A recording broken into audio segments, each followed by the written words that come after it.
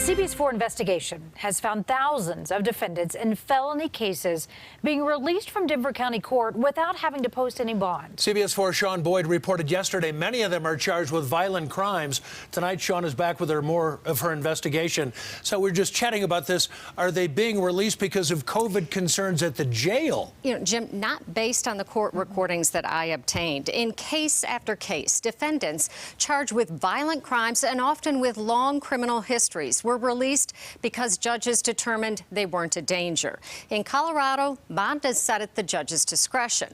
While most judicial districts have a bond schedule, recommended amounts for each level of offense, as you're about to see, Denver County judges often don't follow the recommendations.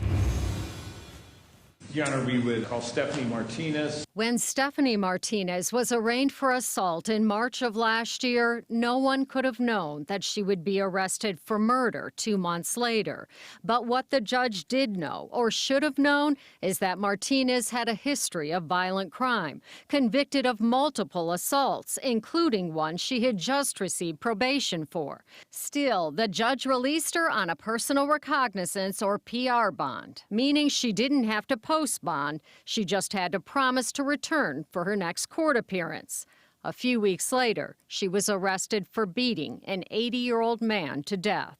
George Black was feeding the pigeons outside the state capitol on a Saturday afternoon. His nephew, John Stewartson, didn't know about Martinez's criminal history until I showed him. How do we keep letting this person out? You know, when does the hammer come down? We wondered the same thing after an open records request revealed 4,000 cases like Martinez since January alone, of people charged with felony crimes, many of them violent crimes, who received $0, $1, or $2 bonds in Denver County Court. Good morning, everyone. Court recordings we obtained show prosecutors arguing for high bonds in most cases, and judges routinely giving low or no bond, even when they had reservations. This is a tough one because the allegations are concerning, so you can see I've gone back and forth in my head a few times. Grace Nucci got a PR bond for assault with a deadly weapon. Amber Mann for assaulting a peace officer. She punched the officer in the eye, causing a black eye, pulled his hair, and bit him. Pretrial Services recommends a secured bond. I appreciate the community safety concerns that are brought to the court's attention. What's most concerning to the court is the risk that Ms. Mann was posing to herself. In the case of Luis Gutierrez Castro, the judge cited his lack of criminal history in granting a PR bond and protection order for his alleged victim. He's charged with sexually assaulting a child. I'd ask the court to take into consideration the seriousness of the allegations as well as the fear the victim showed when discussing what had occurred. I believe that the community could be safe if I impose certain conditions. Then there's Ralph Hardy. Court records show 75 felony charges in 2 years and a propensity for skipping court. It looks like you have $52,000 in bonds to post out of Adams County. He still got a PR bond. Not everyone gets $0 bond. Joseph Topping got a $1 bond after being charged with illegal gun possession. Mr. Topping, I'm still willing to give you a shot. 2 months after this hearing, he was arrested for murder. District Attorney Beth McCann wouldn't discuss the judge's decisions, but said some people belong behind bars. We focus on dangerous people, people that we think will be a threat in the community, and people who we think will not appear in court.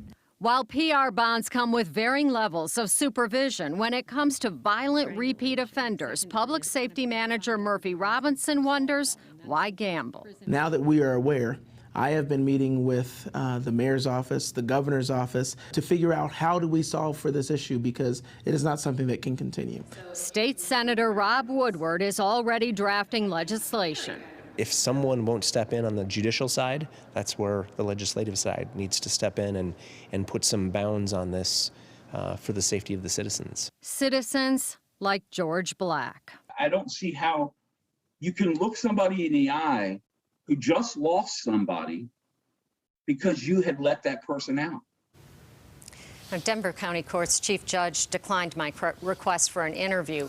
Based on the recordings I reviewed, it's not just one or two judges giving PR bonds in felony cases. Rather, it appears to be a common practice in Denver County Court. Director Robinson intends to change that.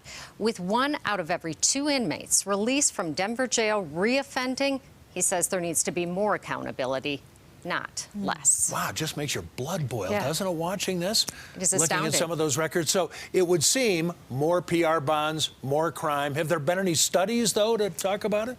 You know, there have been states that have eliminated cash bond for misdemeanor crimes, and there doesn't appear to be a corresponding rise in the crime rate. But a study out of Texas found that when judges extended that, get PR bonds in felony cases, the crime rate for violent crime skyrocketed, and so too did the recidivism rate. And in Colorado, we can't afford that because we have the 4th highest recidivism rate in the country right now, behind Arkansas, Alaska, and Delaware, believe it or not. Well, shedding light on the problem, and hopefully that legislation takes care of it, at least in part. Following it. I'm sure you will. Sean, thank you.